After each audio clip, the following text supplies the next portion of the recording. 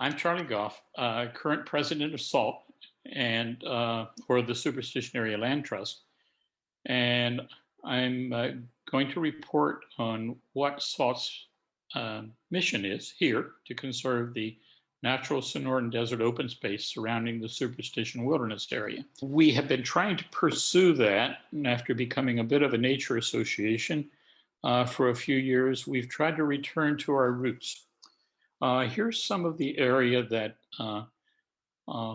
is to the south of the Superstition Wilderness area. Here's another view in the same area. And these are both taken from Arizona State Trust land, which is among the areas that we would like to conserve. Well, it is the area we'd like to conserve. And just to give you some feel for our issues, here's a map of Pinal County. 35 to 40% of Pinal County is Arizona State Trust land, here depicted in blue. As you can see, we've got a lot of reservation land as well. Scattered yellow BLM, a bit of national forest, including some wilderness areas. And our area of interest is primarily up here, right below the Superstition Wilderness area. We keep saying that our mission is to conserve the surrounding the wilderness area. In reality, the areas in every other direction is already either federal land or Apache Junction. So our real threat has been potential development on the state trust land right up against the wilderness boundary. And here shows you a map from the Superstition Area Land Plan that SALT did a number of years ago. And here's the area that was studied by the Superstition Area Land Plan, a total of 104 square miles. Here is US 60 coming out of Mesa, coming east through Apache Junction, turning here next to Silly Mountain, if some of you have seen that, past Gold Canyon, on to Florence Junction, and then on to Superior and Globe Miami, etc. So while we studied 104 square miles, we ended up saying we'd like to conserve the area that's crosshatched blue. You can see it's blue. It's almost all Arizona State Trust land. Here is Pinal Park, Pinal Regional Park, Pinal County's first regional park, still being developed. Very little, the Quarter Circle U Ranch here, scattered bits of private land, and it kind of isolated nearly 2 sections of land up here, so about 1,100 acres. So the land plan was completed around 2001. The goal was, since that was right after 3 failed attempts to change the state constitution relative to conservation of state trust land, if you can't change the Constitution, the attitude was, why don't we get a lot of definitive data to try to assist the decision makers and hope we could get them to agree with us. That hasn't worked very well. Parts of the land plan, there are 14 or 16 maps, but here's showing the topography. Same area, we'll keep coming back to here. Here's the isolated 2 areas, 2 sections of state trust land. Here's Gold Canyon. Here's the rest of it. Very rough topography here. Unfortunately, in ways, very buildable here. And if you have gone to Peralta Trailhead into the Superstitions, that's right here. This is Peralta Road. This is simply showing the drainage and floodplains out of that area. And here the vegetation. We have some with wildlife. Here's the grazing allotments. All that has grazing, with the different colors meaning different allotments. At the end, putting all the information that I've shown and that I haven't together, the conclusion was that we should try to conserve the areas shown here in green, a total of 45 sections out of the 104 sections studied, or 56% would remain open for development or other uses. try to retain 43% or 45 sections as open space.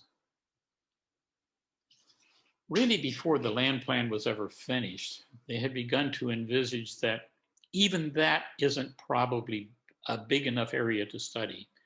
So they launched Superstition vistas, technically not under SALT, but by a collaborative of the East Valley Partnership and the Pinal Partnership. And instead of 104 square miles, they studied 275 square miles of predominantly state trust land, about the size of Mesa, Chandler, Tempe, and Gilbert combined.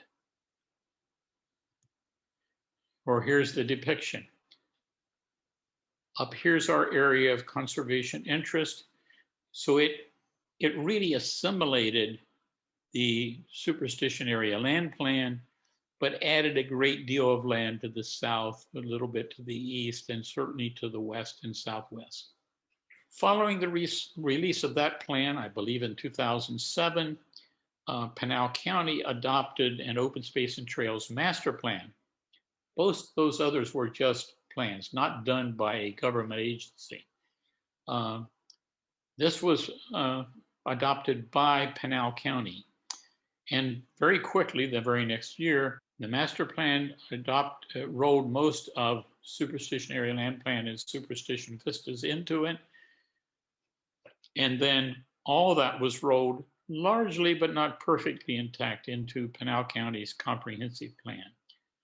And that has continued to serve as a roadmap for development and conservation. Perhaps not as much a roadmap as we'd like, but a general plan which too often gets questioned, but has worked fairly well. Official land use map by the county, but they'll tell you we'll have to look lot by lot to be absolutely dependent. In any case, all the white area out in here, part of what we had suggested we conserve, originally was going to have no development. Several years later, in 2012, state land objected, even though they had been at the table during all those preceding. And they said, well, it's not really legal under the state constitution to allow no development. You have to allow at least the lowest level of development, which unfortunately could be one dwelling per acre to acre and a quarter. And the yellow area would allow higher density development. A number of years later, really up 2016, I think,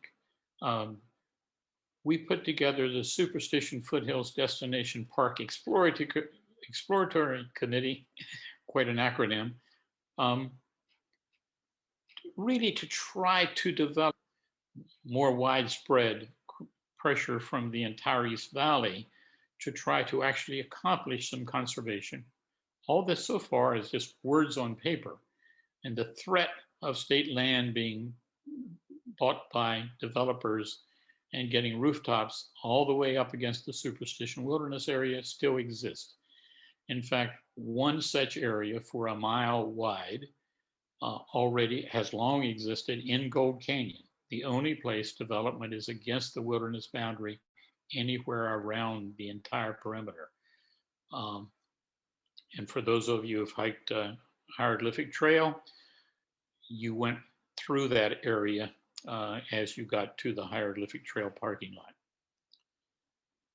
We wanted to develop a visitable park in the Superstition foothills, which the entire East Valley could identify with, as they already do for their tourism and hiking, etc. That group is ongoing. We thought the value of the destination park would be, we purposely stressed economic benefits, avoiding the term development, economic development, but rather benefits with tourism. In our area where development seems such a threat to conservation, we try to stress the benefits, but not give people the idea that we're encouraging development per se, but rather an alternative to even more rooftops.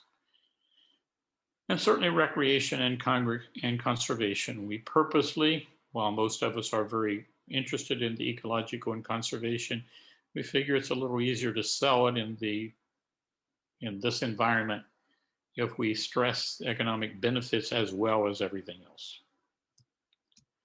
And this I won't begin to try to go through. It's simply showing some of the studies that's been done, in this case for Pinal County, but the same as they are around the country. Our problem really has always been, if you look back over the years, is even if we could get past the elephant in the room that is always, it seems, State Land Department for conservation, how do we fund conservation? Our studies indicate that this land would be a deal at $10,000 an acre at 640 acres per square mile. We need to conserve, say, a minimum of 27 square miles or so. If we compromise, that gets very, very expensive.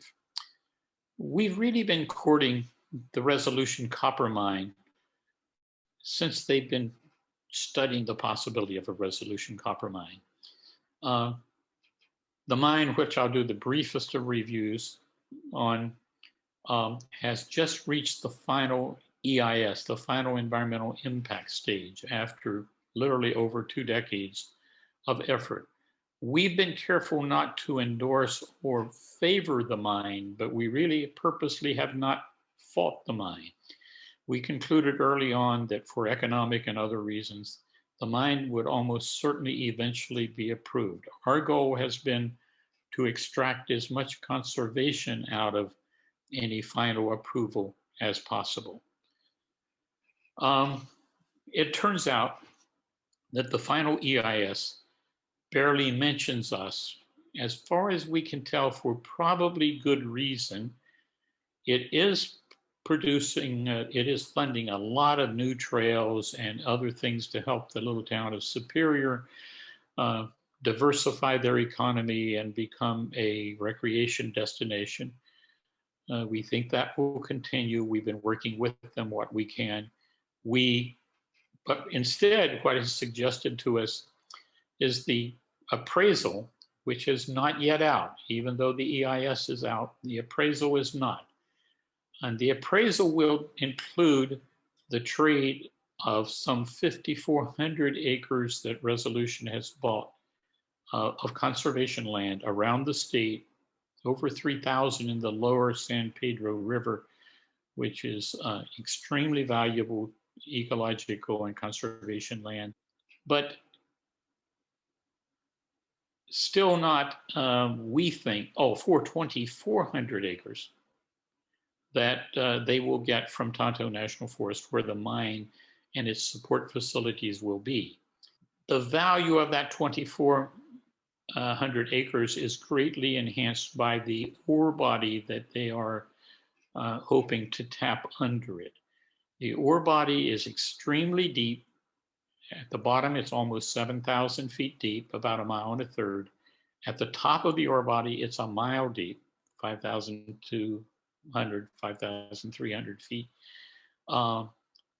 They are quite confident, based on lots of core drilling, that there's enough copper there to produce up to 25% of the US supply of copper for at least 40 years. So it's a very big deal. The appraisal is expected to come out as tens of millions of dollars. And that will be made to the Southwest Region National Forest in Albuquerque. The Southwest Region National Forest includes only forest in Arizona and New Mexico. So while there's an understanding that those funds are supposed to be used for conservation, we certainly hope, and we're trying to exert political pressure as well, to get them spent predominantly in Arizona. Since we have a much larger population than New Mexico, we ought to be able to get political pressure to do that. It seems not nearly tight enough, but nevertheless, there's a lot of pressure to spend that money, not only in the state, but in the county of impact. We're in Pinal County, the impact is in Pinal, we check that box. and as close as possible to where the area of impact is.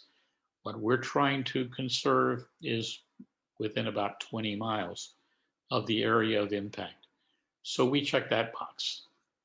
But if we can line up everything and convince many, many people, including all of you and the residents of the East Valley, that this is in the best interest of the area, then hopefully we will succeed.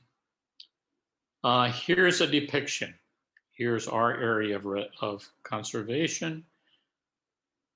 Here's US 60 coming out of Apache Junction to Florence Junction, going off to Superior here. This purple line is the Arizona National Scenic Trail. These are railroads leading into, existing railroads into the Superior area. These are lines coming. This is the mine area itself. It's going to be a block cave system where they put shafts down adjacent to the mine here, 7,000 feet deep. They already have two such shafts, 28 feet in diameter, 7,000 feet deep. And they will put lateral tunnels into the bottom of this ore and dig away at it from the bottom and let it collapse from the surface very gradually.